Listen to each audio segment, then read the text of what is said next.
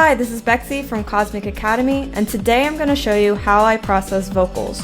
Whether you're working with a vocalist or recording vocals yourself, I'm going to show you how to make your vocals sound the best they could possibly be in your track. If you're not familiar with Cosmic Academy, we're an artist development program that's been around for over 10 years, and we've helped 500 students get results. These students have signed to the biggest labels in dance music like Spinnin, Armada, and Anjuna.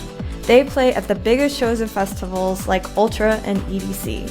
All we care about are results, and we want to help you get results too. Alright, let's get on with the video. Alright, so let's dig into the vocal processing. So here we got the main vocal, and here you can see my vocal processing chain. Let's play it without the chain. I've also disabled any of my send tracks, so there's no reverb or delay. So let's hit play. Hold me close, let your body lose control, giving it to the feeling that keeps you awake at Alright, let me add the processing. This is wrong, baby, tell me. Now with processing. Hold me close, let your body lose control. Without. Giving it to the feeling that keeps you awake at night. This is wrong, baby, tell me why it feels so right. So as you can hear, the dry vocal, one, it needed to be, have some compression and some sort of gain automation. That way, the vocal, when it's quiet, it can come up a little bit louder. When it's a little too loud, it can come down a little bit. So it kind of evens it out. Also, the original dry vocal was, you could hear, needed to be brightened up in the sort of higher end areas. It sounded a little muddy. It sounded a little flat and dull. So that's where the processing comes in. Before we move on, make sure to hit that like button, and don't forget to subscribe to our channel so you don't miss future videos. Okay, so let's dig into the processing chain. So let me just preface this with the plugins that I'm using. You don't have to use these exact plugins. You can swap them out for whatever third-party plugins you use, or even just the stock plugins that come with your DAW. That's perfectly fine. I just happen to have the Plugin Alliance bundle, so I use a lot of plugins from there, as well as some others, which I will walk you through right now. So let's start with pitch correction. I've got Auto-Tune, which I'm sure most of you are familiar with. It's a very popular pitch correction plugin. It's very easy to set up. You just set the key, which here is E minor. And then there's these two knobs that kind of help you set if you want a more natural sound, or if you want that, auto-tune sound that we have heard on countless tracks. I was going for a more natural sound, so I set the retune speed to slow, and then I just set humanize to minimum. I could probably do maximum as well, that would be fine. And then it just gives me a more natural sound. And I didn't feel like her vocals, there was too much that I needed to correct with the pitch, but I feel like having a tool like Auto-Tune on it just kind of helps with any sort of fluctuations or slight imperfections, and just smooth everything out and make sure everything is in key.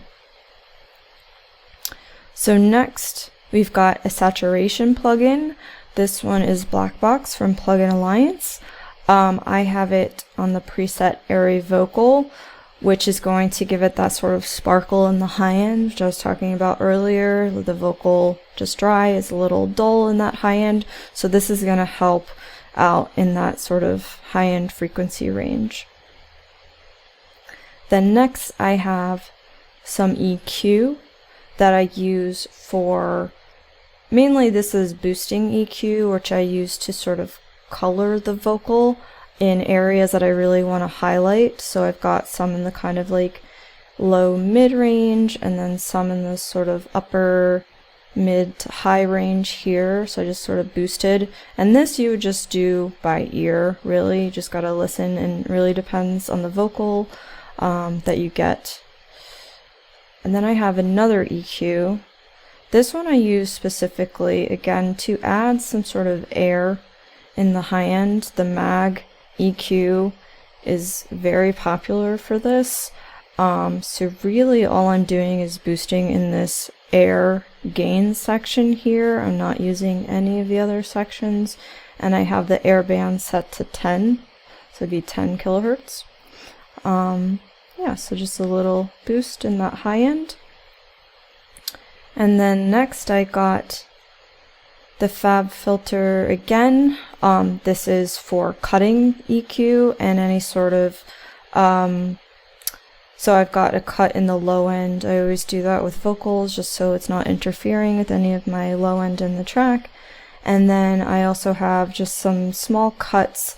These are basically when what I like to do is some subtractive EQ on vocals and on a lot of instruments and things, but you might find that there are some problematic frequencies that might add some resonance that you might not like, or some muddiness in areas. So really you just kind of have to like go through. You would, create a really high Q, and then you kind of scan through as it's playing, and you'll hear those problematic ones, and when you find one, then you cut it. So that's that. So this is a fun one, and this is specific to Plugin Alliance. It's called Vocal Enhancer. It basically just adds some extra character to the vocal. It's like kind of this magical plugin. Or basically, I have it set to lead vocal, and it does some fun processing. It adds some character in some frequency ranges. It does some gain compensation. Yeah, when you have it on, it's a really subtle difference, but you notice a difference. Okay, and now we're moving on to compression. I really like this purple MC77. It was modeled on the 1176, if you might be familiar with that. It's a pretty famous compressor. Yeah, they based it off that, made some improvements to it. So yeah, it sounds really good. Basically, I just like to use the Smooth Vocals preset, and then it already has, the ratio set for you at 4, and then the attack and release. And then if I need to, I might just adjust the output knob a little bit just to boost it if I need to. But other than that, it's pretty easy to just set up using that preset. And then after that, I've got sidechain compression. It's basically just sidechaining to the kick. Generally have all of my instruments sidechaining to the kick. That way, the kick is always coming through. And then I like to add a little bit of stereo imaging. I use Ozone Imager. It's actually a free plugin. I highly recommend you get it, by Isotope. Basically, it's just going to add a little width to the vocal. So bypass, it's like this. See how thin it is, especially as vocals generally, they're recorded mono, so they're going to be pretty mono. They're gonna be pretty not very wide. So you take the bypass off, and I use this width knob. Let your body lose control. Again, very feeling narrow. that keeps you awake at night. This is from Widens it a baby, little tell me bit. why. I don't want to widen it too much because, as I showed earlier, I do have the doubles panning left and right, so that's gonna give it more width in the stereo field there. So this is just giving it a little extra boost. And there you have it. That is my signal chain, and we're going to move on to reverbs and delay. Alright, so let me show you reverb and delays. So I'm going to play the vocal without any sort of reverb or delay on it. Hold me close. Let your body lose control. And then with the reverb and delay. Giving it to the feeling that keeps you awake at night. This is from baby, tell me why it feels so right. So as you can tell, there's a big difference with the reverb and delay on the vocal. It really gives the vocal a sense of space and dimension. The delay gives us some cool echo effects. It really just makes sense in the context of the sort of track that I'm working on, but the type of reverb delay that you use will depend on the sort of sound that you're going for. So let me show you the reverbs and delays that I use, and also let me just mention that I use reverbs and delays on send tracks rather than directly on the track. Using a send track means that you can mix the signal into it rather than applying it directly on it. If you apply like a reverb directly onto a vocal, what it's going to do is it's going to push the vocal back in the mix, which might be the effect that you're going for, but for a main vocal like this, I don't want that. It's just going to sound really strange. She's going to sound back in the mix. We want her vocal to be forward. So yeah, so I'm going to use a send track for the reverb for that. So let me show you which reverb that I'm using. So I've got the Valhalla Vintage Verb reverb, and I'm using the Concert Hall preset. It's just going to be, literally sounds like she's standing in a concert hall singing, so it's going to have a really wide, long decay sound to it. So yeah, so that's the one that I'm using.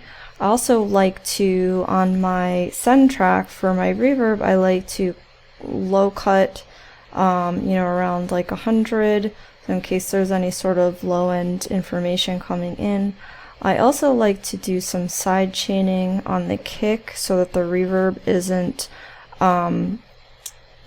interfering with the kick coming through. And I also like to side chain to the vocal itself. That way, the reverb, you're just really going to get the tail end of the reverb when the vocal is not playing. Again, just so like it's just easier for mixing, it's not interfering and just adding stuff in that doesn't need to be there. Alright, let's do the next one, which is a slap delay. So I'm using the Brainworks delay for that. I'm just using a preset called Vocal Thickener. A slap delay essentially just adds a little extra like widening to the vocal. It's just subtle. It's not like a big echoed out like delay effect that you probably think of when you think of delays.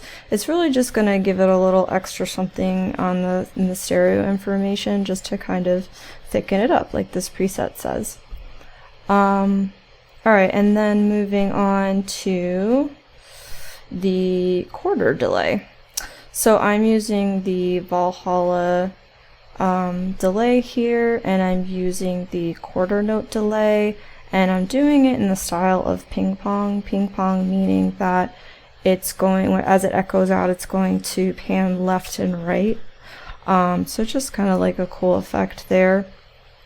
I'm also automating it, as you can see, so I have some of the signal mixed in, and then towards the end of the vocal phrases I have it automated so there's more signal, that way it really kind of echoes out. So let me show you what that sounds like. Why it feels so right. Yeah. So, and like the reverb, I also do a low cut EQ, and then I'm just going to side chain to the actual vocal and to the kick.